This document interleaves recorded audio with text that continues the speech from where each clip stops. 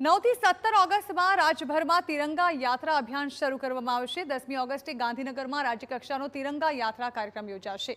CM Bhupendra પટેલની ઉપસ્થિતિમાં વિશાળ તિરંગા યાત્રા નીકળશે। 11મીએ અમદાવાદ, 12મીએ રાજકોટ, 14મીએ વડોદરામાં તિરંગા યાત્રા યોજાશે।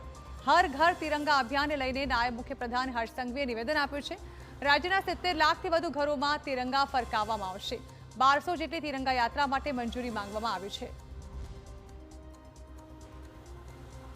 આ તમામ ક્ષેત્રોમાં તિરંગા યાત્રાઓનું આયોજન કરવા માટે સામાજિક સંસ્થાઓના ખૂબ મોટા પાયે જે કંઈ આયોજન છે એ કરી લેવામાં આવ્યા છે અને જે સંસ્થાઓ દ્વારા કલેક્ટરશ્રી અને પોલીસ કમિશનરશ્રી હોય કે પછી એસપી હોય બધાને સંપર્ક કરવામાં આવ્યો છે તેવા 1200થી વધારે તિરંગા યાત્રાઓનું આયોજન માટે તારીખો અને પરમિશન માંગી લેવામાં આવી છે।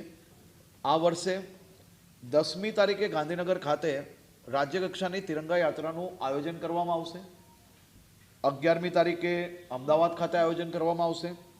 12મી તારીખે રાજકોટ ખાતે આયોજન કરવામાં આવશે। 14મી તારીખે વડોદરા ખાતે આયોજન કરવામાં આવશે।